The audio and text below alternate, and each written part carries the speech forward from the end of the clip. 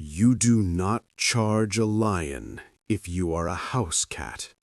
This is the oldest rule in nature, and for centuries it has been the absolute law of the sea. Naval warfare, at its core, is a cold mathematical calculation of weight and physics. It is a game of displacement, caliber, and armor thickness. For generations, the world's admirals believed in the rule of the big gun. It was an unbreakable logic. If your opponent has 16-inch shells and you have 5-inch shells, you run.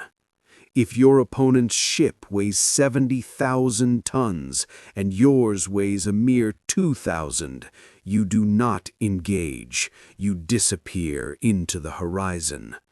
To do anything else is not just brave, it is a mathematical impossibility.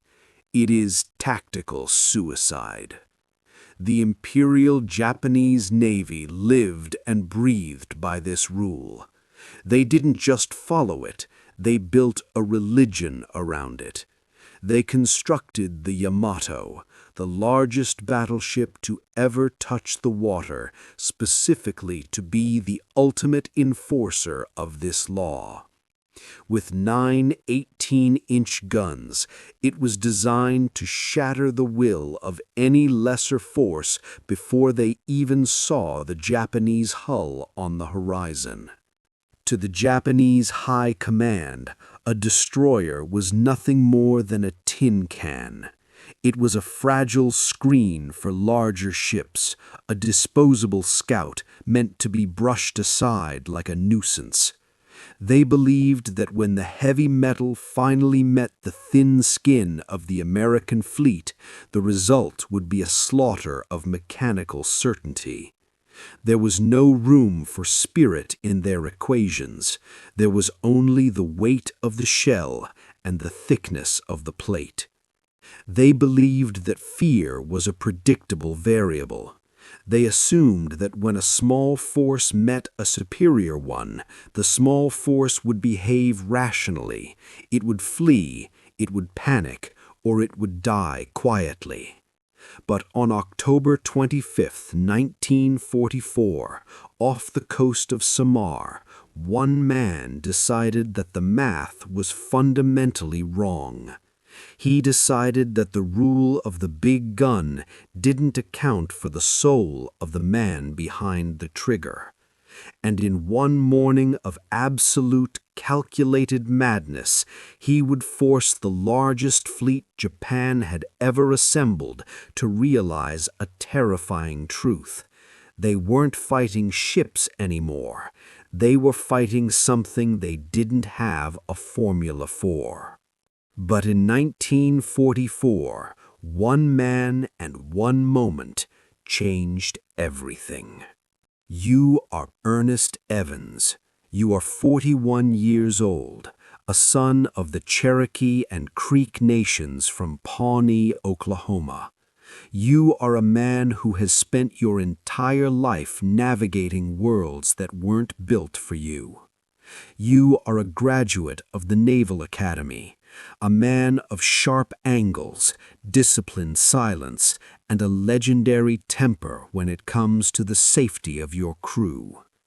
You are the captain of the USS Johnston, a Fletcher-class destroyer. To the Navy, you are just another hull in the Pacific. To your men, you are a god that demands perfection. When you commissioned the Johnston just a year ago, you stood on the deck and told your crew a truth that would haunt their dreams. This is a fighting ship. I intend to go into harm's way, and anyone who doesn't want to go along had better get off now. You weren't speaking in metaphors. You were issuing a prophecy.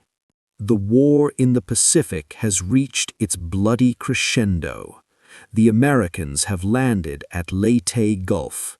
This is the moment General Douglas MacArthur fulfills his iconic promise to return to the Philippines. Strategically, the entire Pacific campaign is teetering on a knife's edge. If the Japanese can break into the Gulf, they can slaughter the thousands of troops currently pinned to the beaches and sink the massive transport ships that are the bloodline of the invasion. To prevent this, the U.S. Navy has deployed the massive Third Fleet under Admiral William Bull Halsey. He has the fast battleships, he has the heavy carriers, he is the wall.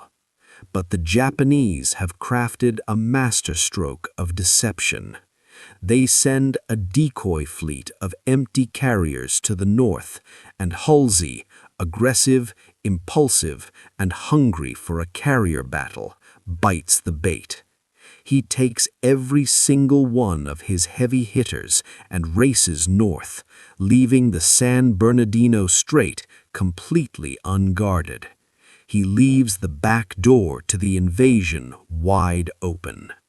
This leaves only Taffy 3. You are part of this small, unassuming task unit. You are not the A-team. Taffy 3 consists of 6 jeep carriers, slow, unarmored ships, and their escort of 3 destroyers and 4 tiny destroyer escorts. You are the screen. You are the gatekeepers of a gate you think is already locked. At 06:47 a.m., a pilot from the USS Kadashan Bay screams over the radio. His voice is cracked with disbelief. He reports the Japanese center force. You look through your binoculars, squinting against the morning sun, and then you see them. Masts, great towering pagoda masts rising over the curve of the earth like prehistoric monsters. It is the stuff of nightmares. It is the Japanese center force in its entirety. 4 battleships led by the Yamato, 6 heavy cruisers, 2 light cruisers, 11 destroyers. They carry guns that can hit you from 20 miles away. You carry 5-inch guns that can barely reach 10 miles. You are an ant looking at the descending sole of a boot. General Sprague orders the slow carriers to turn south and run, but planes take time to arm. The carriers are agonizingly slow. The Japanese are closing the distance at 30 knots. In 30 minutes, the center force will be in range to turn the American carriers into floating funeral pyres. You don't wait for an order. You look at your bridge crew. You look at the towering mass of the Yamato, and you give the order that will echo through naval history. All engines ahead flank, left full rudder. The Johnston leaps forward like a hound off a leash. Your bow cuts through the swells at 35 knots. You are completely alone. To the Japanese lookouts, your ship must look like an error of judgment. The range is 18,000 yards. The Japanese heavy cruisers open fire. The sound is like the atmosphere itself is being ripped apart. The sea around the Johnston erupts in massive geysers of yellow, green, and red dye. Each shell is the size of a refrigerator. If a single one hits you squarely, the Johnston ceases to exist in a heartbeat. Zigzag, you yell. You wait until a shell hits the water, and then you steer directly for the spot where it landed. You are playing a lethal game of chicken with the laws of probability. 15,000 yards. The Johnston 5-inch guns begin to bark. Crack, crack, crack. You are targeting the soft parts, the bridges, the rangefinders, the eyes of the beast. Your gunners fire over 200 rounds. 10,000 yards. Torpedo range. Fire 1, Fire 2, Fire 3. The 10 torpedoes leap from their tubes, streaking like white needles towards the heavy cruiser Kumano. At 07:30 a.m., the Johnston is hit. 3 14-inch shells rip through your thin deck plating as if wet paper. The sound is beyond description. It is the sound of the world being torn in half. You are blown off your feet, slammed against the bulkhead.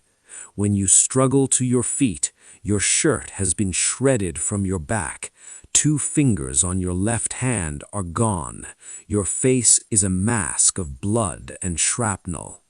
The ship is slowing to 17 knots. You should strike your colors. Instead, you crawl back to the bridge. The steering cables have been severed. You run to the fantail, the very back of the ship.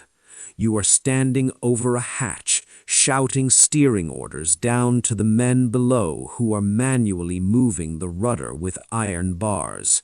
You are steering your ship like a Roman galley, using nothing but your voice.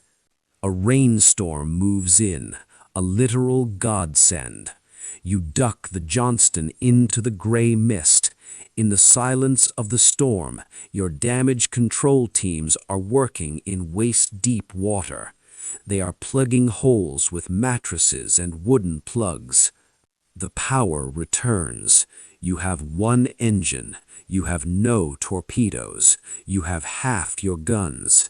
You see the Japanese destroyers moving in for a coordinated run on the American jeeps. Interpose.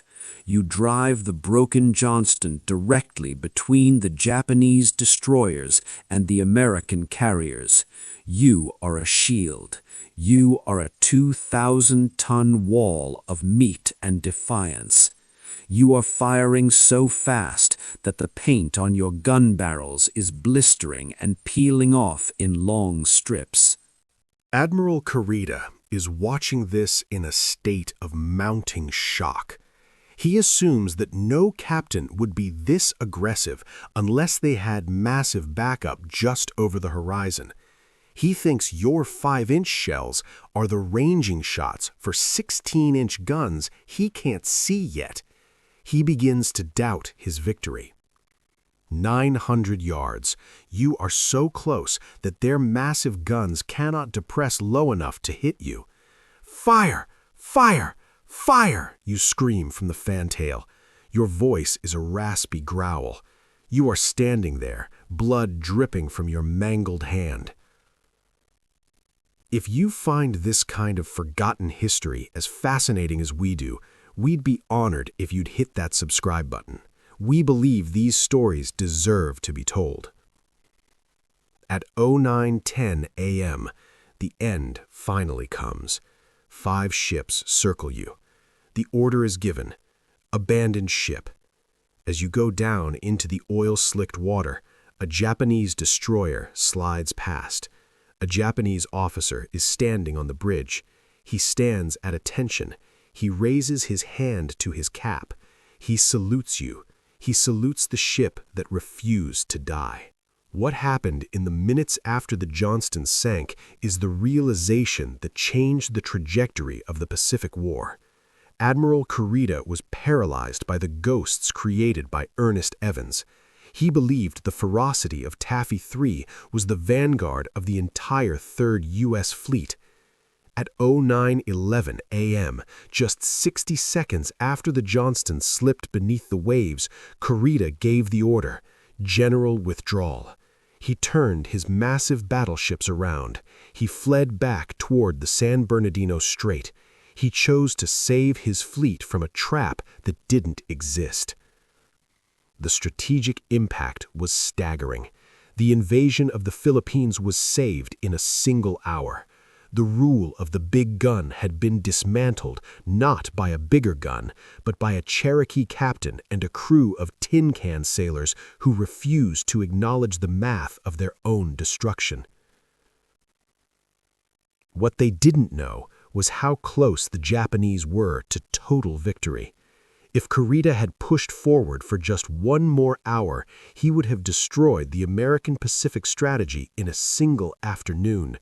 Ernest Evans hadn't just fought them, he had gaslit an entire navy into retreating from a battle they had already won. Ernest Evans did not survive.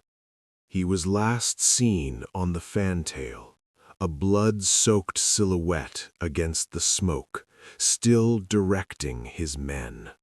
He disappeared into the Pacific, along with the ship he had commanded with such terrifying brilliance. In 1945, he was posthumously awarded the Medal of Honor. He was the first Native American in the U.S. Navy to receive the nation's highest award for valor. In 2021, the wreck of the Johnston was found at a depth of 21,000 feet. Even in the crushing darkness, she sits upright. Her guns are still trained forward. She is still in the position of the charge. Samar teaches us that there is a variable that no computer can track: the human will to stand your ground when every law of physics tells you to run. If this story moved you, please hit that like button. Drop a comment with your city or state and tell us if someone in your family served. Thank you for ensuring that Ernest Evans and the 186 men of the USS Johnston do not disappear into silence. They deserve to be remembered.